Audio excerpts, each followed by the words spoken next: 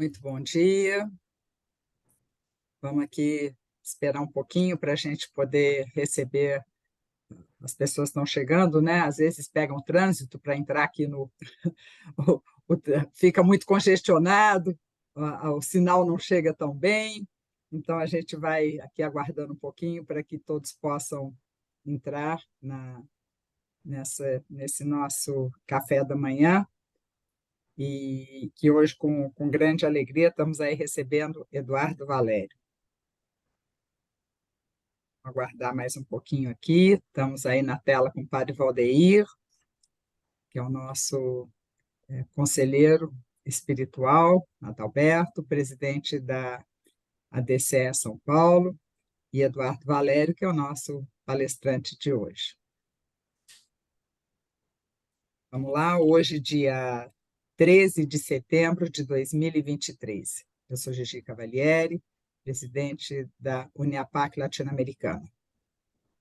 A Uniapac é filiada, a Uniapac Latino-Americana é filiada à Uniapac Internacional, da qual a DCE São Paulo e a DCE Brasil também fazem parte.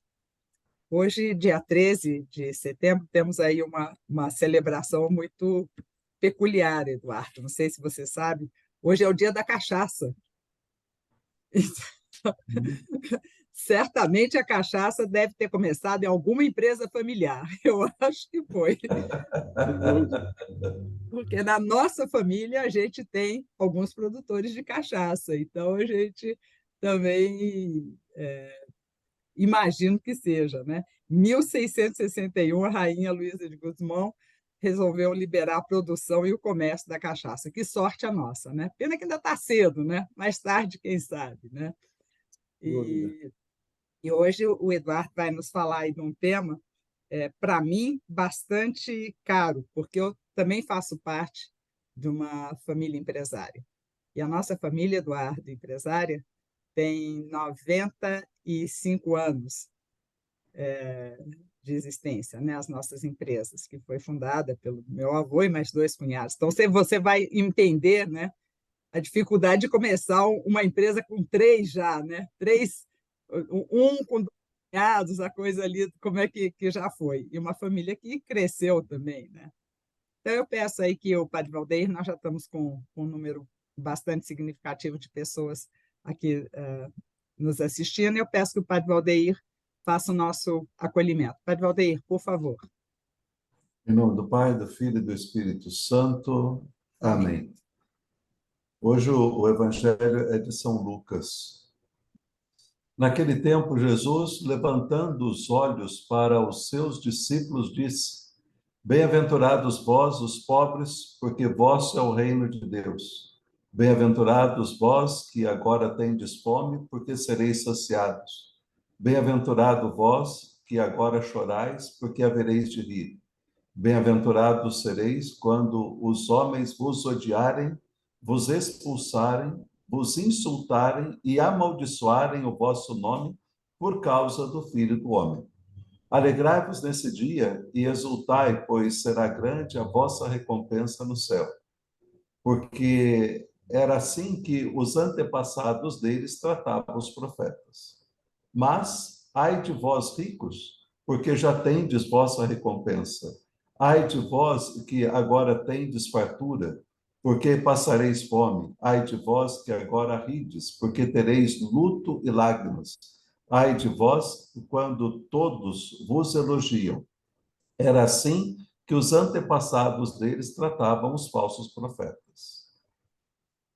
Esse trecho do Evangelho de hoje é aquele que nós chamamos faz parte do Sermão da Planície. Enquanto Mateus tem e fala do Sermão da Montanha, Lucas trata do Sermão da Planície. O Evangelho de Mateus não traz os ais, Lucas já traz os ais de vós, né? Depois das bem-aventuranças, Mateus coloca: vós sois o sal da terra e luz do mundo. E Lucas, já depois das bem-aventuranças, coloca os ais. E quando se diz a respeito dos ais, né, os ais ai de vós orgulhoso, ai de vós prepotente, ai de vós arrogante, ai de vós autossuficiente, ai de vós que vive na busca, na ganância pelo poder, pelas coisas. Então, todos esses pontos, né, esses pecados, vamos dizer assim, são algo que atrapalha o relacionamento das pessoas. Enquanto que a bem-aventurada, ou seja, ela produz vida, ela produz alegria. A bem-aventurada é feliz, feliz aquele que é pobre. O pobre não é aquele que não tem nada, não. Eu posso ter muito dinheiro e ser pobre. Por quê? Porque eu não sou apegado àquilo que eu tenho, mas aquilo que tem serve para que eu possa realmente ter uma qualidade de vida assim e ajudar aqueles que realmente necessitam, né? Então, acho que muitas vezes a gente olha as bem-aventuranças, né? Porque Mateus, e aí a briga, né? Porque Mateus coloca assim: bem-aventurados os pobres em espírito. E São Lucas, que é um evangelista de maior espiritualidade, fala assim: bem-aventurados os pobres. Não fala em espírito, né? Fala os pobres. Aí, no tempo da teologia da libertação, era aquela briga para tentar entender o que era o pobre de um e o pobre de outro, né?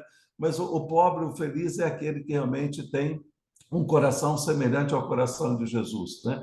E o rico, aquele que tem realmente, ou seja, né, ou seja, bastante bens, que possa ter as atitudes de ser pobre como Zaqueu, né, que sabe realmente, ou seja, dividir, não que deixou de ser rico, continuou rico, mas soube repartir. Senhor onipotente, Pai bondoso, que criaste todas as coisas temporais para servir e deleitar o homem no caminho para o seu destino final, e que nos chamaste a colaborar contigo na tua criação e na tua providência, ao marcar-nos com a vocação de dirigente cristão de empresa. Infunde-nos um fiel espírito de justiça e um ardente desejo de caridade, a fim de que, no nosso esforço para descobrir, para transformar e para distribuir os bens materiais, busquemos sempre a promoção integral dos nossos irmãos, os homens. E para que, servindo a eles, por ti e em ti, com nossas atividades, ascendamos todos juntos pela escala dos bens materiais até a posse dos eternos bens. É o que te pedimos por Cristo nosso Senhor. Amém. Obrigada, Padre Valdeir. E falando em pobreza e riqueza, tem o Martin Burt, né, que escreveu o livro também, Quem é Dono da Pobreza? Não sei se você conhece, Eduardo, é um livro bastante interessante também. E hoje, então, vamos aqui dar sequência, né, e agradecer. Peço que o Adalberto apresente o Eduardo, agradecer aí, quando eu falei de empresa familiar, hoje nós temos aí um patrocínio também de várias empresas familiares. A Azamar é uma delas e o Grupo Veletre é outro, que estão aqui apoiando esse nosso evento. Adalberto, por favor, você está com o microfone fechado, faça aí a nossa, as nossas boas-vindas ao Eduardo. Sim. Bom dia, muito bem-vindo ao 7º café deste ano da DCE. O nosso convidado, como a Gigi já falou, Eduardo Valério, né? Muito grato por estar conosco. Queremos agradecer o Francisco Irota, que nos apresentou o Valério, né? E também nos presenteou com um livro do Valério. Deixa eu mostrar aqui para vocês, gente. Esse é um dos livros que o Valério já escreveu, né? O Eduardo já escreveu. E é bastante interessante, tive a oportunidade de ler, muito rico nas recomendações. Ele fala de 10 passos para superar os desafios das empresas familiares, né? Eduardo é escritor, é bacharel em administração de empresas, especialista em governança corporativa e sucessão pela Kellogg's University de Montreal, também pelo INSEAD da França e pela Fundação Dom Cabral. Tem mais de 35 anos de experiência como executivo e conselheiro de empresa. O tema da palestra é empresa familiar, são diversos assuntos, como o ambiente da família e dos negócios, a sucessão da empresa, o sucessor e o sucedido, os conselhos de administração, de patrimônio, de família, etc. Antes só do Eduardo começar, a gente quer fazer um agradecimento ao nosso patrocinador, que é a Promaflex, é uma empresa familiar do grupo Veletre. A Promaflex tem 35 anos de existência. Hoje é um dos maiores fabricantes de plásticos para proteção para superfícies na América Latina. São plásticos que protegem os eletrodomésticos, né? Eles produzem diversos produtos para proteção contra mofo em imóveis e também produtos de sustentabilidade no segmento de construção civil em programas de logística reversa. O grupo está completando 50 anos. O Marcos Velletri é um dos acionistas do grupo e também diretor aqui na DCE, companheiro nosso aqui na DCE. Então, passamos agora a palavra para o Eduardo Palério. Muito obrigado, Eduardo. Bom dia, pessoal. Obrigado, Roberto. Eu gostaria de agradecer à DCE, à Uniapac aí pela acolhida, também ao nosso amigo comum aí, o Francisco Irota, que de longa data temos aí trabalhado juntos e eu também tenho me inspirado muito no Francisco e no que ele tem feito, não apenas pelo Grupo Irota, mas pelo todo o entorno que está do Francisco Irota. Quero agradecer também as palavras aí do Padre Valdeir, que contextualizou bem o processo do que eu posso dizer também que tem a ver com a felicidade, né, Padre? Que a gente encontra muita gente, entre aspas, rica na conta bancária e miserável, né, sob o ponto de vista de felicidade na prática, né? Então, foi muito providencial essa sua introdução também. Muito obrigado. Bom dia aos demais amigos aí que estão destinando esse tempo para me ouvir, né? Como foi falado, pessoal, eu me atrevi a escrever algumas coisas sobre empresa familiar, porque me senti motivado a compartilhar com vocês as experiências dessas minhas andanças como consultor de empresas familiares, né? E empresas como a sua, de mais de 90 anos aí de existência, fazem parte infelizmente, de um seleto grupo de menos de 2% das empresas que atravessam essa jornada transgeracional, né? Então, é digno de comemoração essa travessia que vocês conseguiram fazer, né? E é justamente nessa travessia que eu gostaria de pegar o gancho nesses 30 minutos aí que eu vou explanar, depois a gente pode trocar algumas ideias sobre o processo todo, é que diz respeito inclusive, um dos capítulos do livro, que é o processo sucessório, né? Que, se a gente analisar, pessoal, o que mais afeta a não longevidade de uma organização é justamente o seu processo sucessório, né? Porque ele tem a ver com várias dimensões e várias circunstâncias, né? E as dimensões que normalmente a gente ouve falar, em que as empresas ficam preocupadas, é a dimensão de quem será ou quem serão os sucessores, né? Então, aí reside já um questionamento inicial. Primeiro, sucessor para quê, né? Para qual função? Porque um pouco mais à frente aqui da nossa conversa eu vou explorar que há várias dimensões para vários sucessores e sucedidos, né? Então, e um outro aspecto também bastante importante é que o viés da sucessão sempre recai sobre os potenciais sucessores, né? Quem serão esses sucessores e para que cargos ou para quais funções? Mas a gente acaba esquecendo de que o processo sucessório ele envolve pelo menos 5 dimensões, que essas que eu gostaria de compartilhar aqui com vocês. A primeira dimensão do processo sucessório é essa que eu acabei de citar, que é a mais visível, vamos dizer assim, que é a dimensão dos sucessores, né? A preocupação numa empresa familiar com os filhos, em seguir o caminho dos pais, dos tios, dos avós, olhando a sua preparação para serem executivos dentro da própria empresa. Essa parte mais visível, que diz respeito à preocupação com as novas gerações, ela tem que ser cuidada de uma forma especial, porque estes sucessores, potenciais sucessores, eles podem ter mais de uma possibilidade na sua vida como herdeiros de uma empresa ou potenciais herdeiros de cotas de uma organização ou de um patrimônio específico.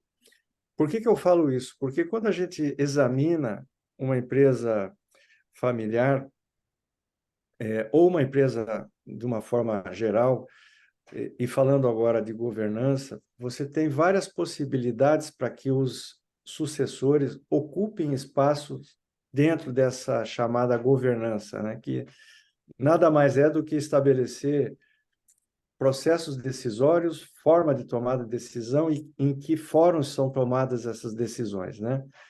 Falando aqui de forma mais simplificada, né? Então, você pode ter alguns órgãos dentro da governança da empresa familiar, um próprio conselho de família ou o conselho de administração, para que esses sucessores possam postular posições dentro desses órgãos, né? Então, só para fazer um resgate da onde eu comecei aqui, os sucessores, eles podem ser analisados na ótica de serem executivos da empresa, que é a parte mais visível, vamos dizer assim, da sucessão, como eu falei anteriormente. Eles podem ser analisados como potenciais sucessores para funções não executivas, como, por exemplo, líderes do legado dentro de um conselho de família, líderes do grupo societário, que não necessariamente precisa estar diretamente ligado à gestão. Isso tudo eu falo porque quando a gente tem uma empresa familiar, a gente está falando com essas, eu falei 5 dimensões na sucessão, mas tem 3 dimensões que envolvem uma empresa familiar. A dimensão da gestão, que é o negócio propriamente dito, né? A dimensão familiar, que são todas as relações, os laços familiares, o processo de criação, e tem a dimensão societária, que, querendo ou não, esses parentes, né, irmãos, primos, poderão ser sócios no futuro, em função de processos de herança, etc. Então, voltando nessa questão da parte mais aparente, então, um processo sucessório tem que ter, sim, um cuidado para os sucessores, de novo, olhando essas possibilidades todas. E uma coisa muito importante que nós temos recomendado, e isso tem sido um grande diferenciador, pessoal, é que quando se avalia um herdeiro ou um sucessor para uma função, seja ela qual for, dentro dessas dimensões que eu falei, né, da gestão, da família e da sociedade, é altamente recomendável que existam 2 coisas. Na gestão, é importante que haja um planejamento estratégico da companhia, né? Uma visão de longo prazo para onde essa companhia vai crescer, para onde ela quer ir, para onde os sócios querem que ela vá. E aí é nas várias perspectivas do negócio, né? Em termos de crescimento financeiro, em termos de crescimento de unidades de negócio, novos produtos, etc. Esse planejamento ele é fundamental porque é com base nele que são definidas as principais competências que a empresa deverá ter nessa sua nova jornada de crescimento.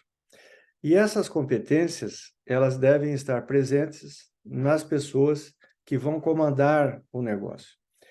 Então, a recomendação é que seja feito um planejamento estratégico e que os sucessores, os candidatos aos cargos, sejam submetidos a uma avaliação de potencial à luz dessas competências, porque a beleza do processo sucessório está na complementaridade das competências que esses sucessores vão ter, ligadas a essa estratégia de crescimento do negócio.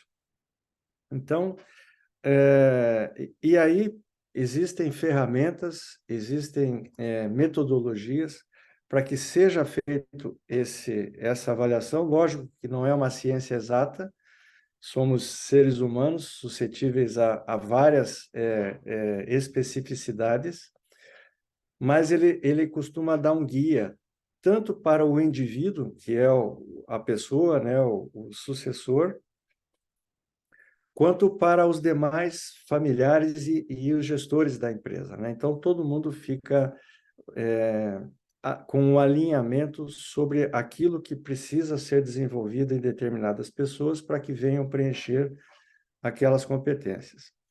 Nesse momento é muito importante porque quando é feita essa avaliação, também é recomendável que seja feita a avaliação não apenas para cargos de gestão, mas, como eu falei lá no começo da conversa, posições dentro do escopo da governança. A pessoa, para dar um exemplo aqui, a pessoa pode não ser ou não estar com as competências desenvolvidas ou não terá as competências desenvolvidas no tempo que a empresa necessita para ser um executivo, mas tem competências já incorporadas para ser um ótimo conselheiro da própria empresa.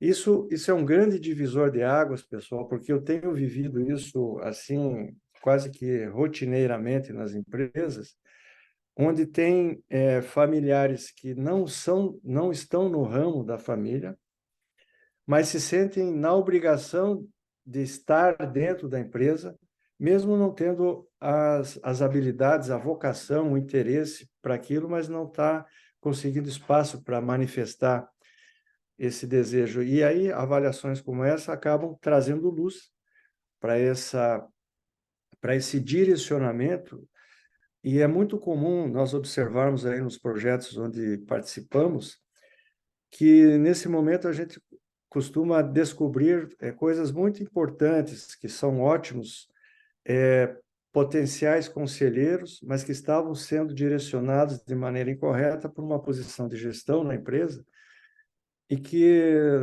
ali na frente não daria certo, né? Seria um movimento muito frustrante para todo mundo, né? Então, essa é uma dimensão, eu não vou me alongar muito na dimensão dos sucessores, mas é importante ter essa observação que foi feita até então. A outra dimensão das 5 do projeto, do processo sucessório, tem a ver com o sucedido, aquele que vai passar o bastão, ou aqueles que passarão o bastão no comando dos negócios, ou no comando da família.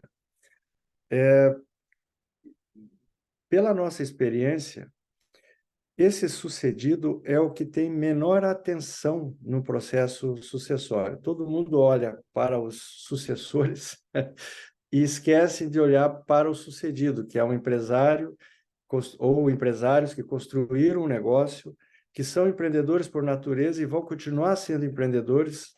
Isso não sai da pessoa. E aí é que reside um dos maiores problemas do processo sucessório, que é o não endereçamento de novos projetos para esse sucedido.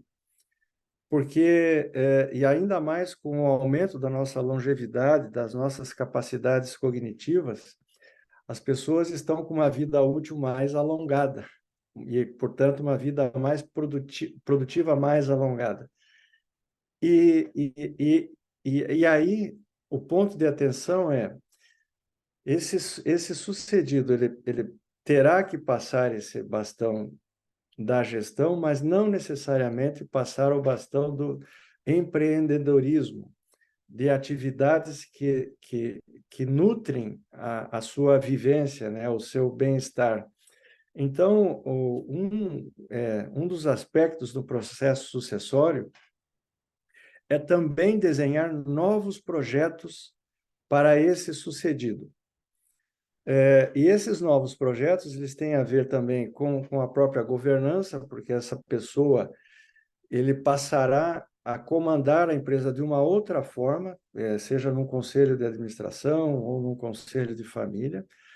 Mas uma coisa muito importante é que ele pode levar com ele, nessa nova jornada, algumas atribuições que hoje ele tem como principal gestor da companhia e que ele faz muito bem e ainda terá condições de fazer por muitos anos.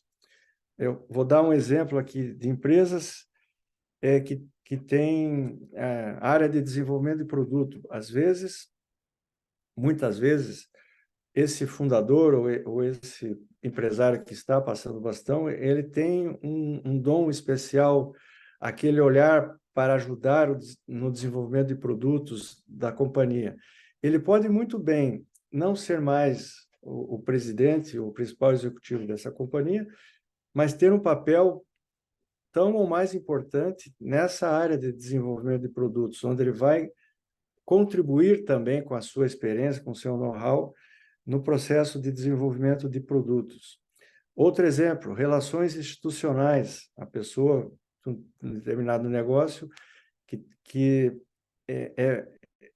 é envolvido com organizações, com entidades de classe, e isso não pode ser retirado dele abruptamente, né? Aonde ele vai, ele está emprestando a imagem pessoal dele para a sua companhia e também dentro dessas organizações.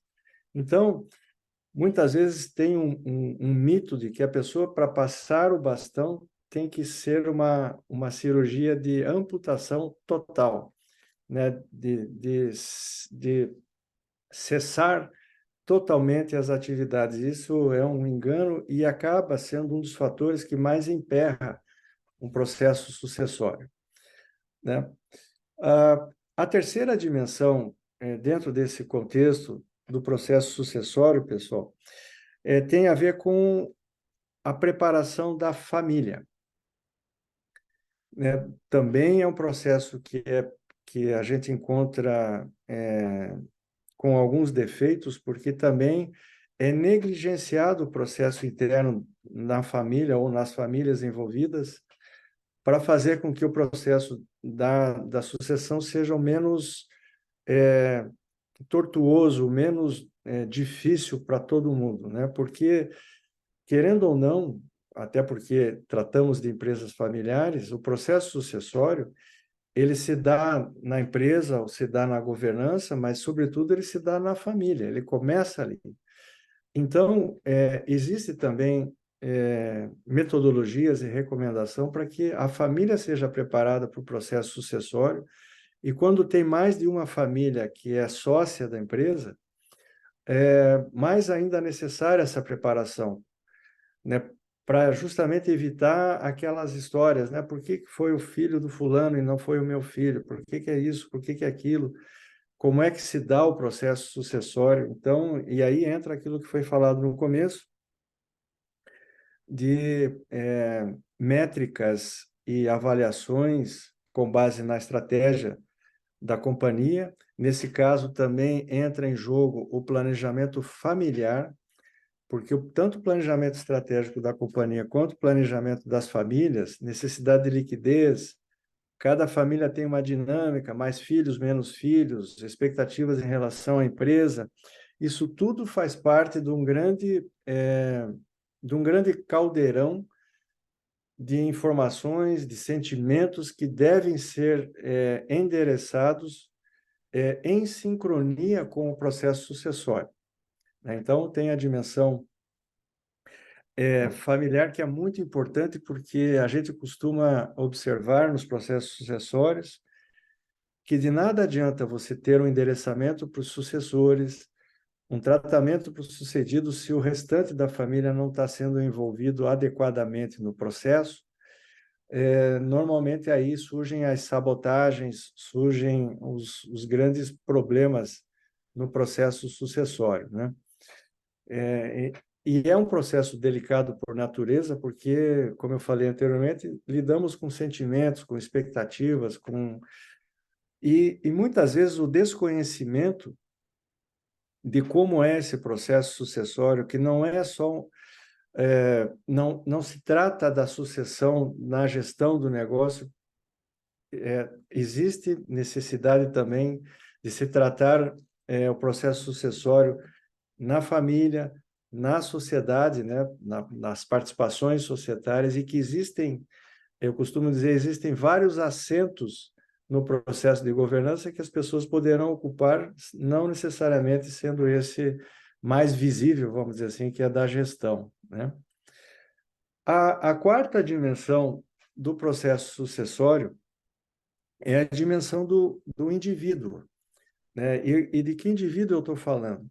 De todos os indivíduos, voltados ao processo sucessório, né? É uma análise individual do sucessor, dos sucessores, do sucedido, dos familiares, para haver um alinhamento de expectativas com relação àquilo que vai acontecer no processo sucessório, né? Então, e aí não é uma ciência exata, né? A gente tem, como eu falei, 2 ou 3 guias que são fundamentais. É o planejamento da organização, o planejamento estratégico, o planejamento das famílias envolvidas. E esse planejamento tem a ver com o quê? Tem a ver com necessidade de liquidez para projetos individuais. Eu quero estudar fora, eu quero morar fora, eu quero fazer isso, quero fazer aquilo. Isso tudo tem que ser respeitado, tem que ser levado em consideração, mas também tem que ser contextualizado dentro de um fluxo financeiro, né? Porque isso, querendo ou não, vai pressionar a empresa e vai pressionar o processo sucessório também. Por isso que a análise dos indivíduos ela é bastante importante, porque ali a gente consegue identificar expectativas que podem de alguma maneira, influenciar positivamente ou não dentro do processo sucessório. A quinta dimensão tem a ver com a governança, e aí a governança, traduzindo em miúdos, é como é que esse processo vai ser gerido, como é que vai ser gerido dentro da empresa, como é que a empresa vai ser preparada para um processo sucessório na gestão da empresa, como é que a empresa vai ser preparada no processo sucessório, na sua governança, na perspectiva do conselho de administração ou de um conselho de família, que são órgãos importantes da governança para assuntos específicos e que se complementam, né? Então, essa quinta dimensão, eu costumo dizer que é o mecanismo de controle do processo sucessório. Nessa dimensão é que são feitos os alinhamentos, são determinados a forma de acompanhar, de se avaliar. E aí a recomendação é que, minimamente, independente do porte da empresa, se constitua um órgão, e aí o nome desse órgão pode ser dado conforme a estrutura da empresa.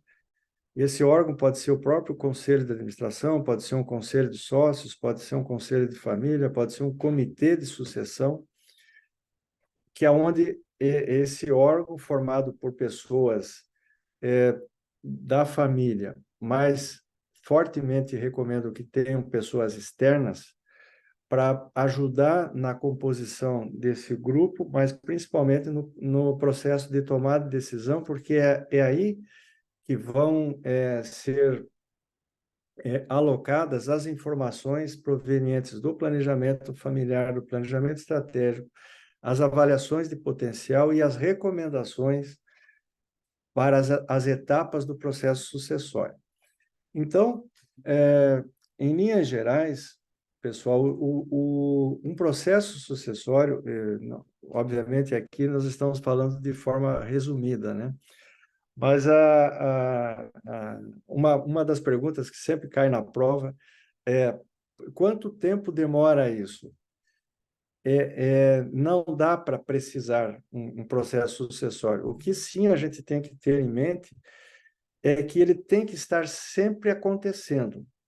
Por quê? Porque você precisa sempre ter um planejamento familiar, sempre precisa ter o planejamento estratégico da sua companhia, sempre estar avaliando o potencial de familiares ou não familiares dentro desse processo. Então, ele é um processo contínuo, porque é muito melhor a família, os sócios serem protagonistas desse processo do que serem passageiros. Porque quando você está protagonizando, as chances de você ter um sucesso, a empresa ser mais longeva e os danos, os potenciais danos a serem causados nas famílias sejam os menores possíveis quando você está no controle desse processo, inclusive mapeando contingências, enfim. Quando você é passageiro, você está sujeito às outras intempéries, né? E para finalizar esse processo sucessório, eu falei do tempo, tem também aspectos relacionados ao desempenho da companhia, né, que afeta positiva ou negativamente o processo sucessório, né? Então, até no livro eu comento lá como o movimento pendular da sucessão, né? Que o pêndulo ele tem que, imagine o pêndulo ser o bastão da gestão, indo na direção do sucessor. Só que quando o desempenho da empresa não está indo conforme o planejado, há uma tentação do sucedido retomar o poder, portanto, o pêndulo voltando para ele.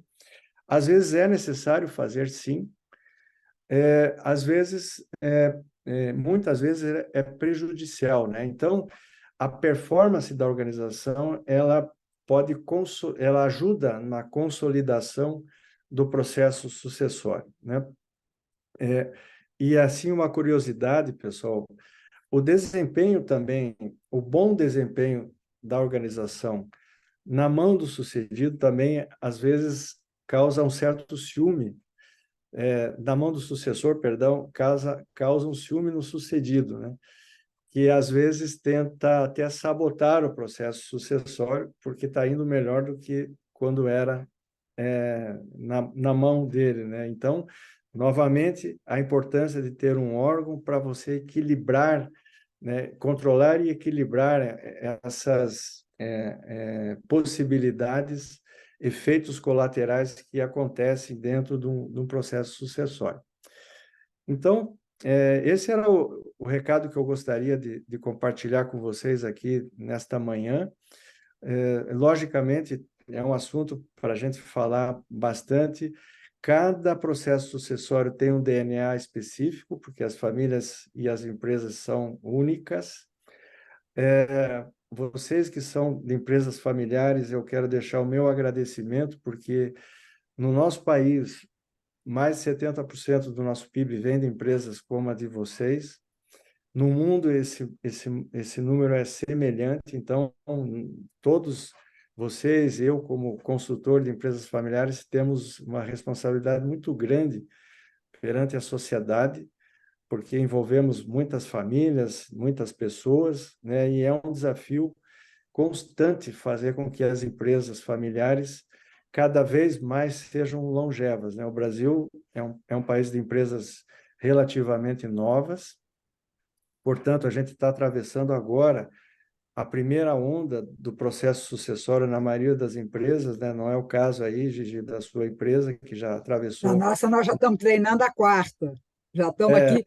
Inclusive, temos aqui a Ana Rita, que é da Uni, que trabalha com sucessão, que está nos apoiando aí nesse trabalho, que é um trabalho que você faz aí, assim, orienta, né? Agora, isso que você está falando quase de tempo, é ter uma bola de cristal, né, Eduardo? Porque como é que se cada empresa familiar é única, e são mesmo, porque as empresas são compostas por pessoas, né? E pessoas são únicas. Então, como é que a gente pode colocar isso tudo assim junto? É um grande desafio, mas também é uma realização maravilhosa e um treino que você estava falando aí, da questão dos ciúmes, né? É um treino de humildade, né? De você abrir mão e entregar, né? É quase você entregar um filho, né? Da sua gestação, daquele tempo todo, para um próximo. Mas quando a gente ama e a gente vê muito acontecer isso, né? Você entrega o filho porque sabe que aquilo vai ser melhor para ele, né? Que ele vai, outras pessoas têm a capacidade para desenvolver. E o Raul está perguntando aqui para a gente o seguinte: no comitê sucessório, aquele que será sucedido pode dele participar? Ele deve. É uma ótima pergunta, obrigado. Antes de complementar, só complementar aqui o Francisco Hirota, que eu vi ele aqui no vídeo. Chico, obrigado aí. Tá filando aí, né? A gente disse que é o papagaio de marujo, né, Eduardo? Maravilhoso. Pode falar. Vou te encher de perguntas aí, Valério. Bom dia, tudo bem? Eu cheguei aí 12 minutos atrasado, eu venho lá da Anchieta, corto a cidade inteira para chegar aqui, você imagina, né, meu? Não é fácil, mas cheguei, eu deveria te apresentar aí, mas acho que vocês já se apresentaram. Valério é um grande amigo meu, já há mais de 15 anos. Foi uma procura difícil, porque quando nós começamos a fazer a questão da governança corporativa, tem aquela visão ainda que só as megas empresas com faturamento bilionários podiam ter acesso a esse tipo de assessoria. E o que, na verdade, se mostrou que isso é equivocado, que, na verdade, e isso é importante para todos os tamanhos de empresa. Não, meu ver, 100 milhões de faturamento tem que buscar uma alternativa. Pode ser menos, mas, digamos assim, que 100 milhões é o ponto ideal. E aí, então, ele tem que procurar fazer essa governança enquanto as coisas andam bem. O Valério tem uma expertise muito grande nessa área de empresas médias e pequenas, já tratou de centenas de casos. Ele tem além de professor de Dan Cabral, ele tem especialização nos Estados Unidos, ele frequentemente faz atualização de curso de governança nos Estados Unidos, e ele tem um temperamento muito afável para entender as várias necessidades e nuances de cada sócio, né?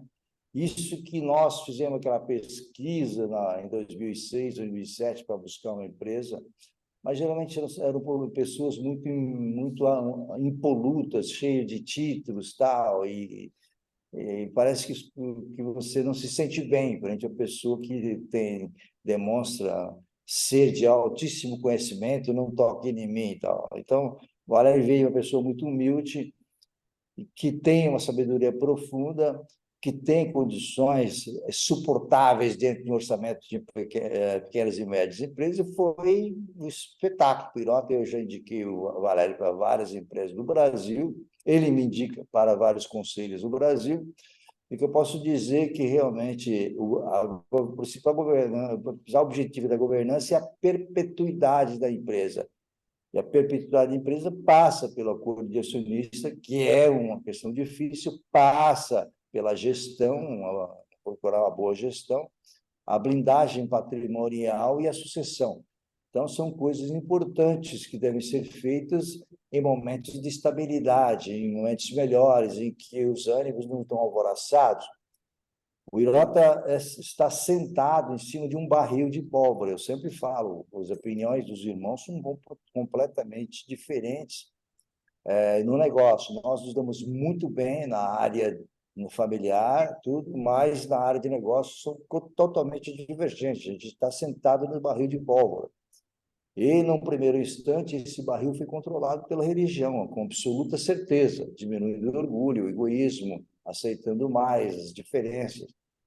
Mas, com o tempo, isso era impossível, porque começa a chegar muitas outras pessoas de fora, cada um tem seu núcleo, né, de influência, e, com certeza, tinha que haver algo para melhorar essa relação. E a governança veio, né, graças a Deus, a governança veio no momento certo, aquela estabilidade que estava criticamente ligado aos princípios cristãos, ele foi estabilidade melhor, planificado através das leis, dos acordos e, em geral, do contrato de constituição da governança corporativa.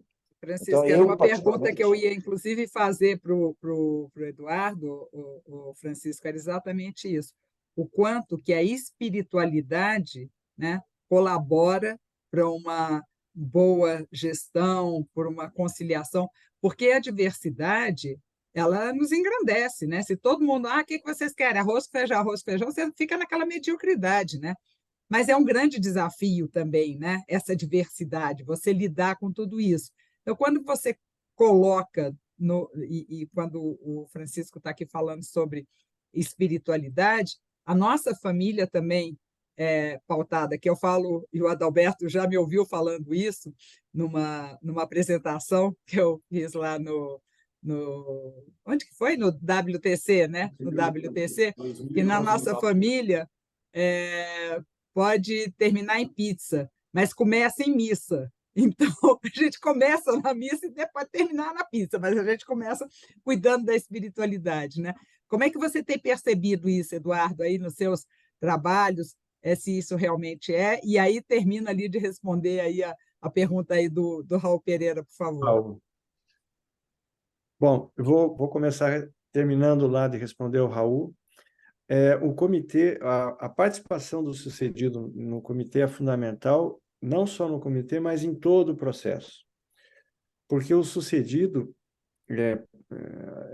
além dele ter todo o processo e o conhecimento com ele tem que ter a paternidade também do processo, né? Ele não pode nunca terceirizar essa incumbência, né? Porque uma das atribuições de um processo bem feito é que o sucedido está comandando, está protagonizando o processo. Então, é muito importante.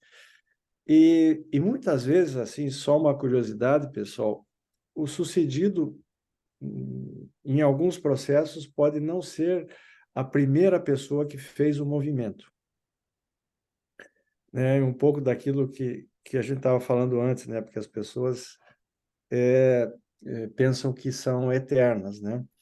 Mas elas poderão ser eternas no seu legado. Então, é aí que está a beleza do processo. Por isso que o sucedido ele deve participar em todas as etapas, Raul. E com relação à espiritualidade, Gigi, é fundamental. Você nota claramente quando você está no processo sucessório, numa empresa que tem a sua espiritualidade, religiosidade definida, praticada, o processo sucessório ele é mais natural, ele ocorre sem grandes sobressaltos. E quando você não tem isso numa família ou numa empresa familiar, é bem mais difícil, com certeza.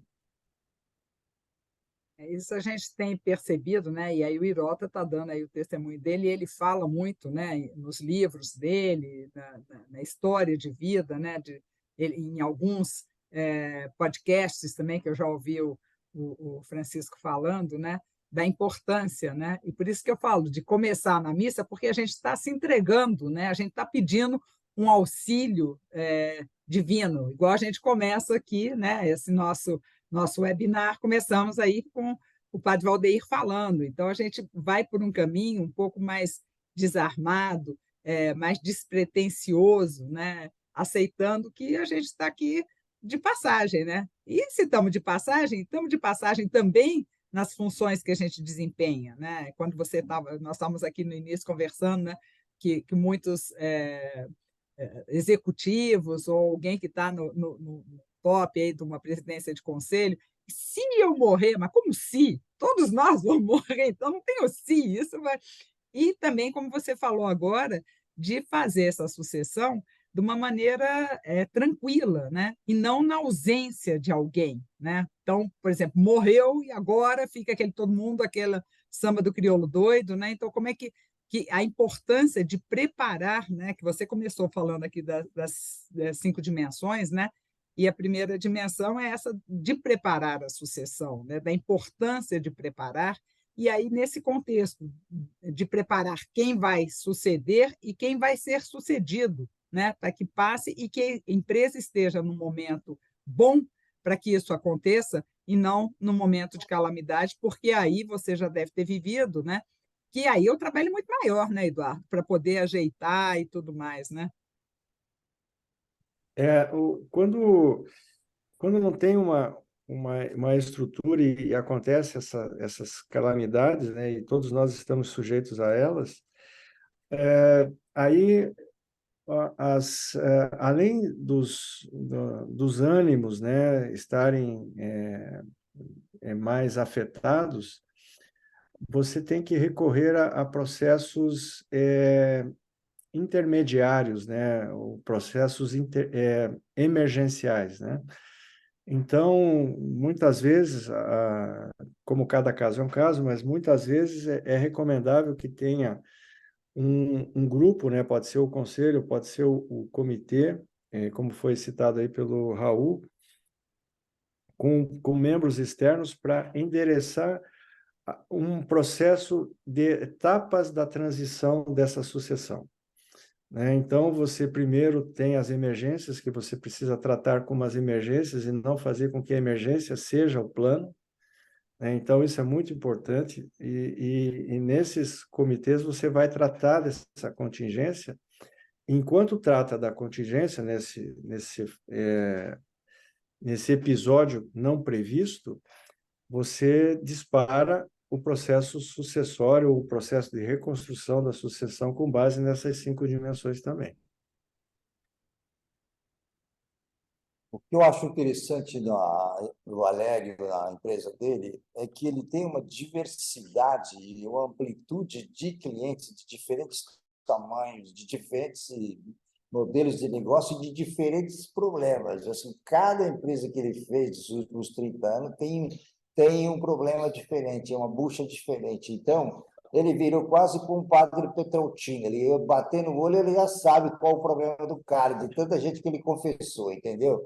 Mas isso é Então, bom também, né, Francisco? Porque não tem monotonia, né? Cada ele já coisa é sabe para onde diferente. vai, ele já sabe para onde vai o trem, entendeu? Ele já olha a família, já sabe para onde vai o trem. E falando de já sabe onde vai o trem, nós mais uma vez atravessamos o oceano e vi aqui no chat que o Zé Roquette, que é do grupo Esporão, que faz parte da Uniapac, né? A Uniapac Europa, e que está aqui nos assistindo. Bem-vindo aí mais uma vez, o Roquette. E está dizendo que está chegando aqui o primeiro neto dele, primeiro neto aqui no Brasil, né? Para administrar a Qualimpor, que é o Esporão no Brasil, né?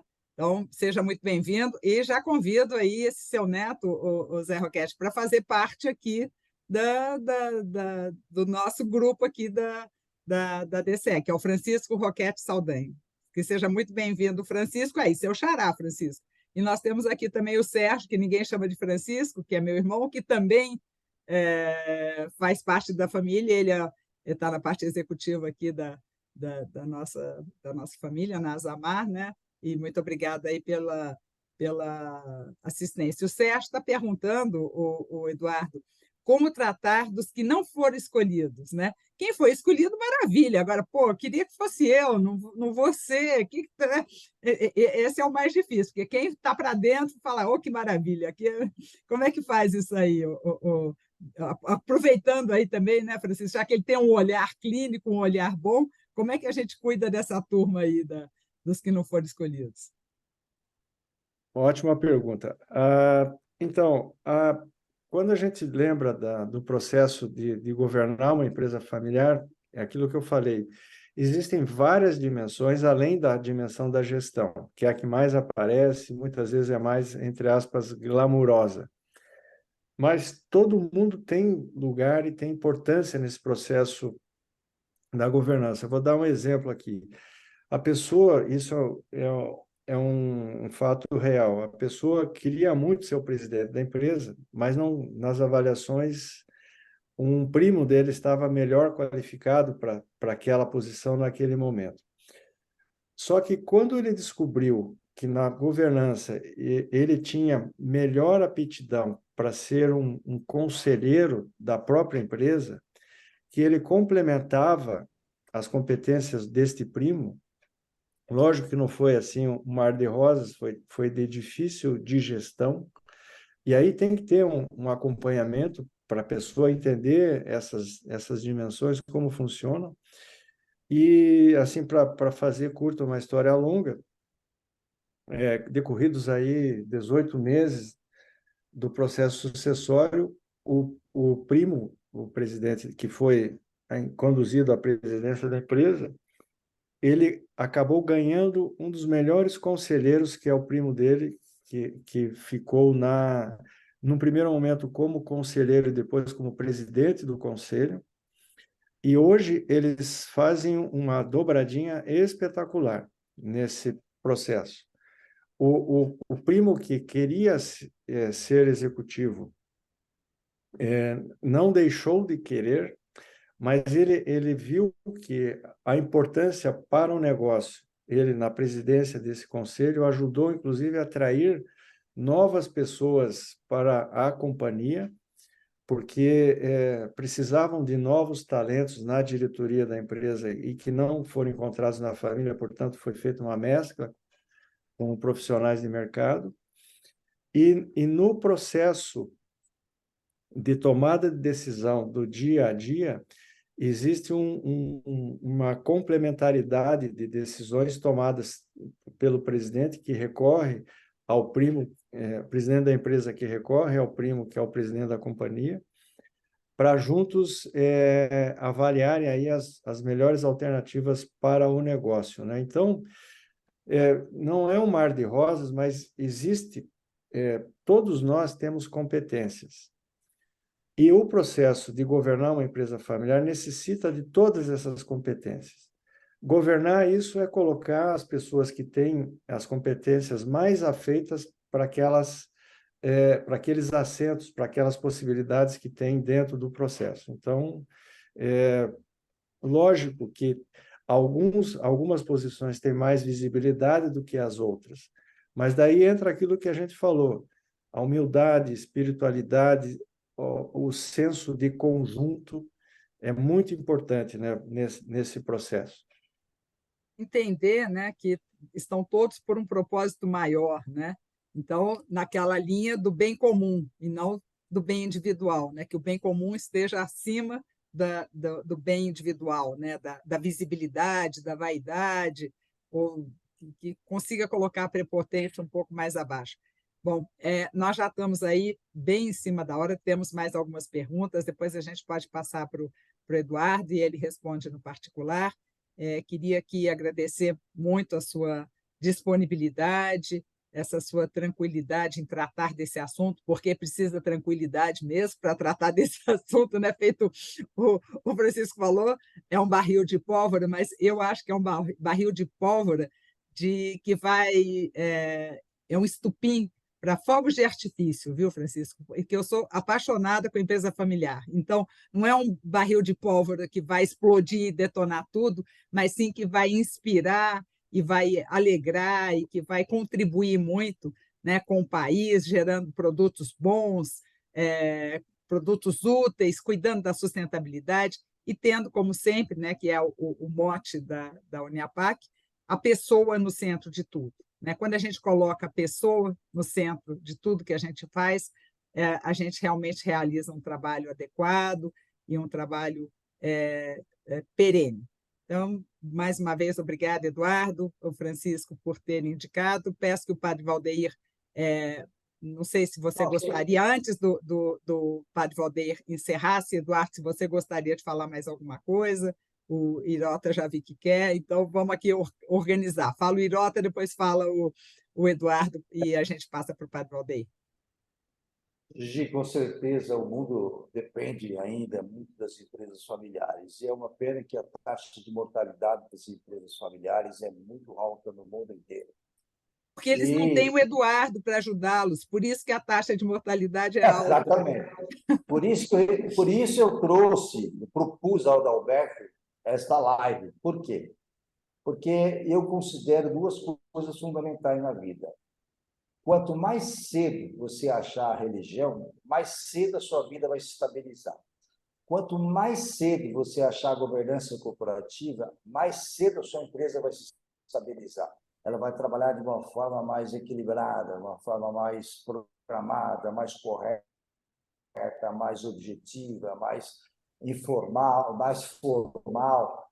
Quer dizer, então você diminui muito os riscos das oscilações que tem na vida. Então, por isso que eu acho que essas duas coisas, quanto mais cedo achar, é melhor para haver uma menor mortalidade das empresas. Então, e por isso que eu acho importante, nos lugares que eu tenho oportunidade de levar nas empresas médias e pequenas, eu aconselho as pessoas a não ter medo de prospectar, pesquisar sobre governança corporativa, para que realmente a gente aumente essa taxa de vida das pessoas, das empresas, que são uma taxa muito alta de mortalidade na primeira, na segunda, na terceira geração.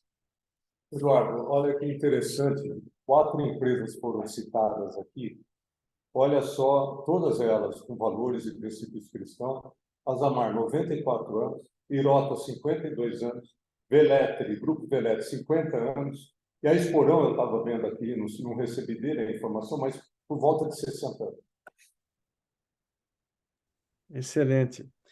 Eu quero agradecer, então, Gigi, Adalberto, Francisco, ao Padre Valdeir também, a todos vocês aí por ter me dado a honra de poder estar aqui, compartilhar um pouco desse conhecimento que eu adquiri com empresas como vocês, né? A gente tem metodologia em várias escolas, mas, na verdade, a gente aprende assim, né? Com empresas como vocês, bebendo da mesma água. Então, para mim é um privilégio poder estar aqui com vocês e eu sigo à disposição da DCE, da Uniapac também. Eduardo, por favor, eu acabei de receber um livro do Irota, né, seu. Por favor, receba um livro nosso, chamado Rentabilidade dos Valores. É um livro da DCE, que é muito bacana nesse sentido. É esse aí, ó. A gente vai pedir para enviar para você, tá bom? Muito obrigado.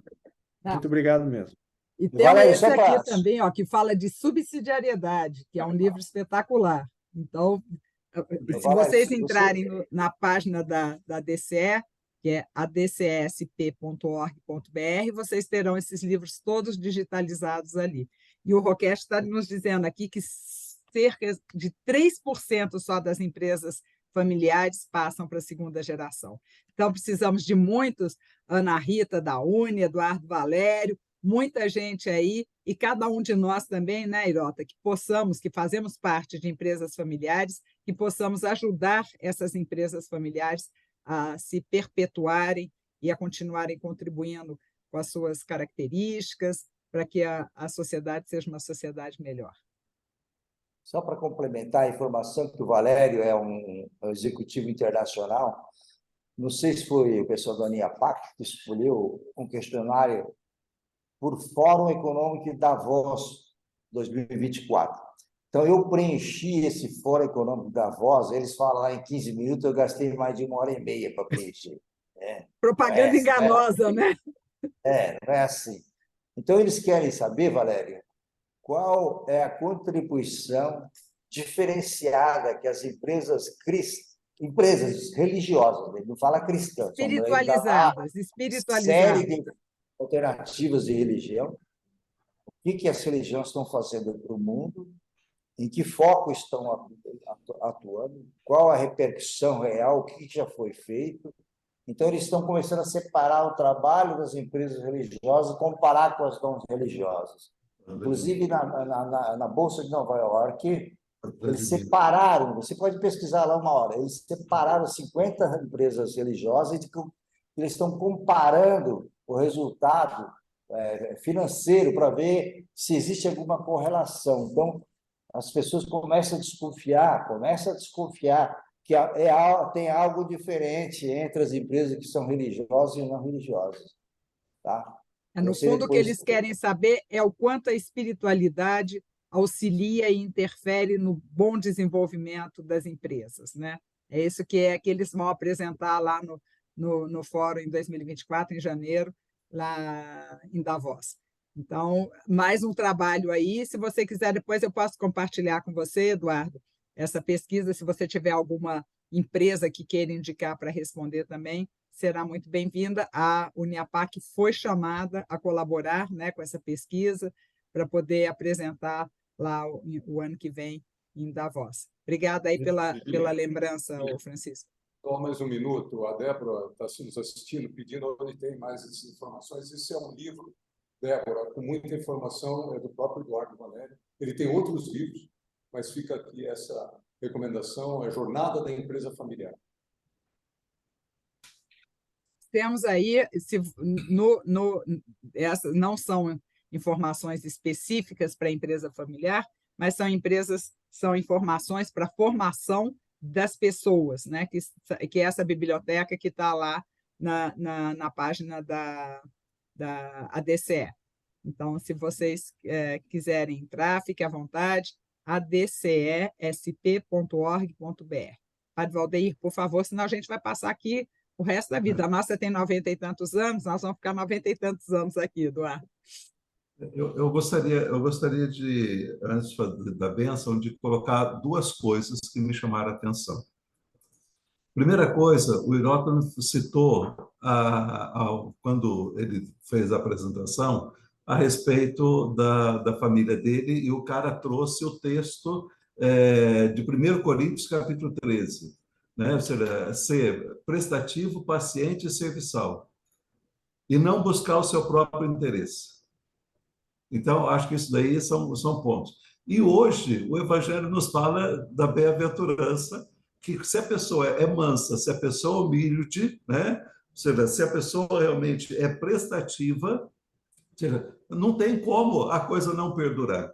Então, o que o Hirota colocou, ou seja, que a base tem que estar realmente na religião, a partir da religião, ou seja, você pode ter uma excelente governança dentro da empresa.